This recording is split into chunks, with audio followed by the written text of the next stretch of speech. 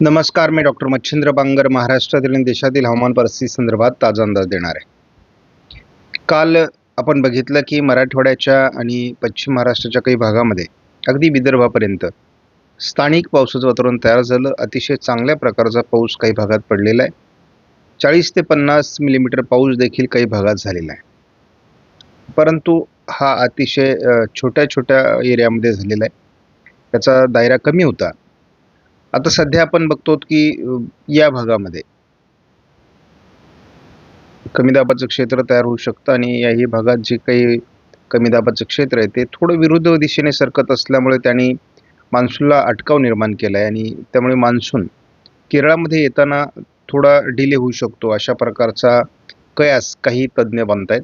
परंतु भारतीय हवामान खात्याकडून तसं कुठल्याही प्रकारचा अपडेट आलेला नाही आहे आणि त्यामुळे आज उद्या किंवा येत्या 3 दिवसामध्ये मान्सून येऊ शकतो, कारण मान्सूनच्या येण्यासाठीचे जे काही निकष आहेत ते बऱ्यापैकी पूर्ण झालेले आहेत.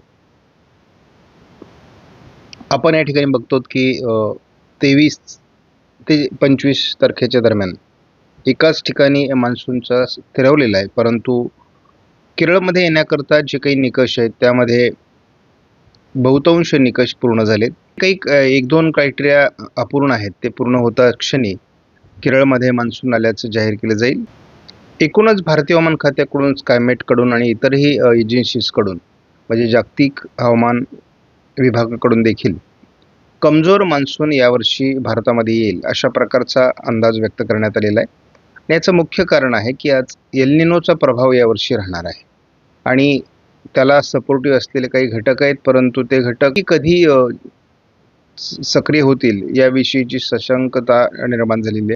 आपण बघतो की 26 तारखेला म्हणजे आज भारतामध्ये अजूनही उष्णतेची लाट कायम आहे आणि तेलंगणा, विदर्भ, पूर्व मध्य प्रदेश आणि उत्तर प्रदेश त्याचबरोबर ओरिसापर्यंत तीव्र उष्णतेची लाट पोहोचलेली आहे. अनेक राज्यांमध्ये red alert, orange alert, yellow alert देण्यात आलेला आहे. त्यामुळे उष्णतेची लाट अद्याप संपलेली नाही. पुढे आपण बघतो ही उष्णतेची लाट 27 तारखेलाही कायम राहण्याची शक्यता बऱ्याच भागामध्ये आहे. 28 तारखेला मात्र उष्णतेच्या लाटेचा प्रभाव रेड अलर्टपासून ऑरेंज अलर्टमध्ये कन्वर्ट होण्याची शक्यता आहे, परंतु उष्णतेची लाट कायम असणार आहे. उष्णतेच्या लाटेचा प्रभाव तसा 29 तारखेला कमी होण्याची शक्यता आहे, कारण आपण गुजरात, महाराष्ट्राच्या बहुतांश भागातून उष्णतेची लाट कमी होते आणि तशी महाराष्ट्रामध्ये केवळ विदर्भामध्ये उष्णतेची लाट दाखवण्यात आलेली आहे. मात्र बऱ्याच राज्यांमध्ये आपल्याला पावसाचा प्रभाव हा 29 तारखेला वाढताना दिसतो. 30 तारखेला उष्णतेची लाट कमी होऊन ठिकठिकाणी काही राज्यांमध्ये पावसाळी क्षेत्र निर्माण होऊ शकतं असा अंदाज आहे. सध्या मान्सून पूर्व पावसाचे संकेत आहेत आणि त्यामुळे पावसाचं प्रमाण तसं 30-31ला कमी आहे, परंतु उष्णतेची लाट संपेल असं दिसते. आणि सध्या रोहिणी नक्षत्र सुरू झालेलं आहे.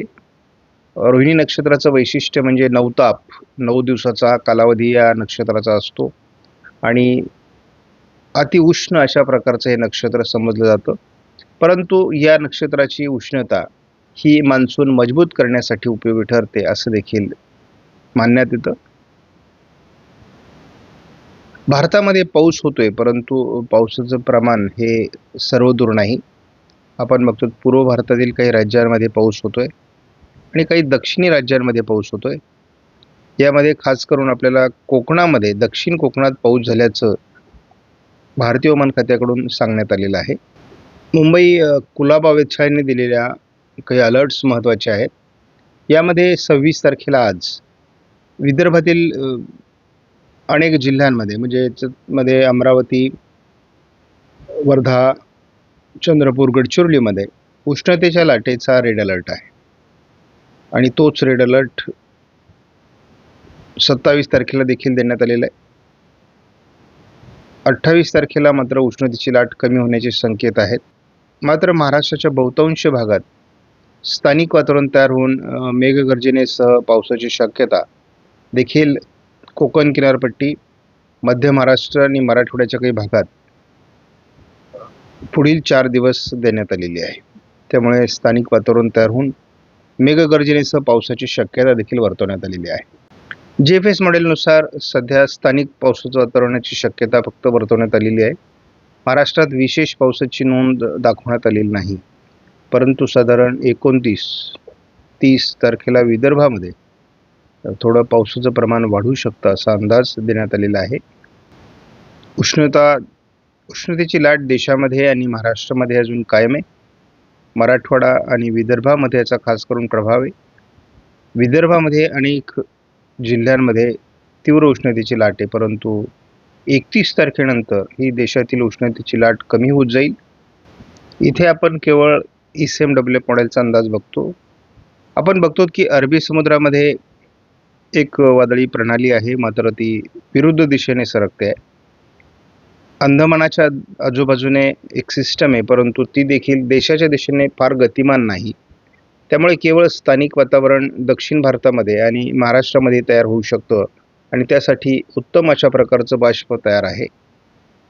उद्या 27 तारखेला मराठवाडा, मध्य महाराष्ट्र, पश्चिम महाराष्ट्र, कोकण अगदी विदर्भापर्यंत पावसाची शक्यता व्यक्त करण्यात आलेली आहे.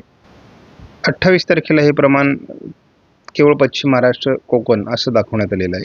29 तारखेपासून कोकणात पावसाचं प्रमाण वाढू शकतं, कारण अरबी समुद्रामध्ये मोठ्या प्रमाणात वातावरण बदलत आहे.